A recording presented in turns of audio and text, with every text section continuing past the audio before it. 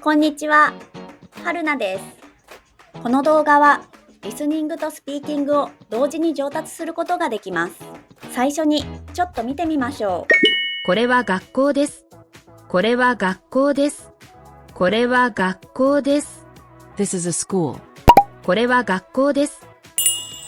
その後、リピート練習、シャドーイング練習もしてスピーキングのレベルも上げましょう。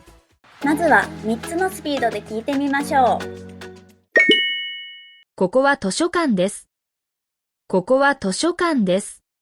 ここは図書館です。This is a library. ここは図書館です。これはあなたのカバンですか？これはあなたのカバンですか？これはあなたのカバンですか？ Is this your bag? これはあなたのカバンですか？友達と駅で待ちました。友達と駅で待ちました。友達と駅で待ちました。I waited at the station with my friend. 友達と駅で待ちました。机の上に古い新聞があります。机の上に古い新聞があります。机の上に古い新聞があります。There is an old newspaper on the desk. 机の上に古い新聞があります。妹はピアノがとても上手です。妹はピアノがとても上手です。妹はピアノがとても上手です。My younger sister is very good at piano. 妹はピアノがとても上手です。電気をつけてください。電気をつけてください。電気をつけてください。Please turn on the light. 電気をつけてください。彼は帽子をかぶって歩いています。彼は帽子をかぶって歩いています。彼は帽子をかぶって歩いています。He is walking wearing a hat. 彼は帽子をかぶって歩いています。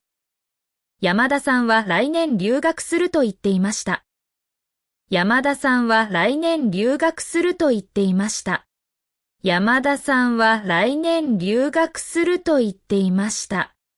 Mr. Yamada said he will study abroad next year.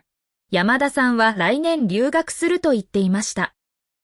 運動の前に水を飲んだ方がいいです。運動の前に水を飲んだ方がいいです。運動の前に水を飲んだ方がいいです。You should drink water before exercising. 運動の前に水を飲んだ方がいいです。鍵をなくしてしまってとても困りました。鍵をなくしてしまってとても困りました。鍵をなくしてしまってとても困りました。I lost my key and was very troubled. 鍵をなくしてしまってとても困りました。毎日の動画を続けるために高評価ボタンで応援お願いします。今度はフレーズを繰り返して練習しましょう。ここは図書館です。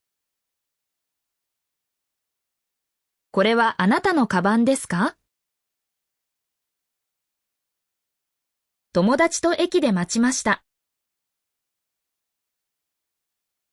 机の上に古い新聞があります。妹はピアノがとても上手です。電気をつけてください。彼は帽子をかぶって歩いています。山田さんは来年留学すると言っていました。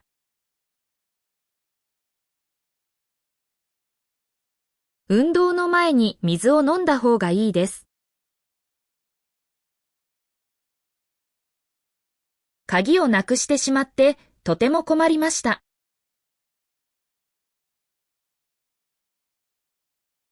シャドーイングです。音声を聞きながら少し遅れて真似しましょう。ここは図書館です。これはあなたのカバンですか？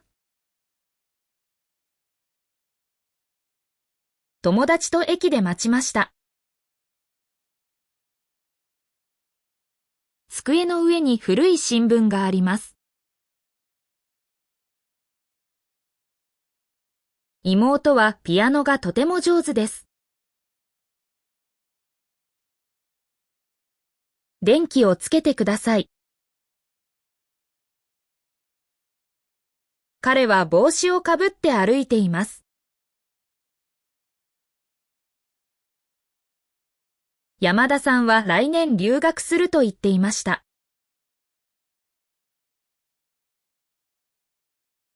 運動の前に水を飲んだ方がいいです。鍵をなくしてしまってとても困りました。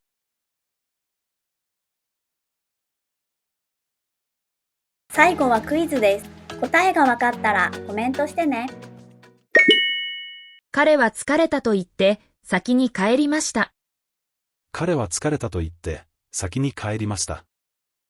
お疲れ様でした。クイズの答えは明日の動画を見てね。